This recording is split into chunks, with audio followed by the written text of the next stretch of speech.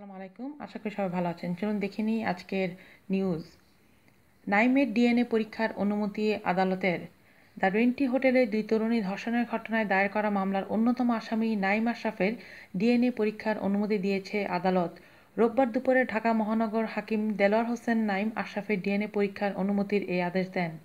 পুলিশের অপরাধ ও তদন্ত বিভাগ সিআইডির ফরেনসিক বিভাগকে পরীক্ষার নির্দেশ দেওয়া হয়। এর আগে এ মামলার তদন্তকারী কর্মকর্তা ডিএমপির ভিকটিম সাপোর্ট সেন্টারের পরিদর্শক ইসমত আরা এমা এ আবেদন করেন। একই সময়ে আসামি সাফাত ও সাদমানের জব্দ করা 5টি মোবাইল ফোন সেট ও একটি পাওয়ার ব্যাংক ফরেনসিক পরীক্ষার জন্য পুলিশের অপরাধ ও তদন্ত বিভাগে অর্থাৎ সিআইডি বিভাগে পাঠানোর অনুমতি দিয়েছে আদালত। আজ এই পর্যন্তই। সবাই ভালো থাকবেন আর আমাদের চ্যানেলটি অবশ্যই সাবস্ক্রাইব করুন নতুন নতুন আপডেট পেতে। আল্লাহ হাফেজ। ধন্যবাদ।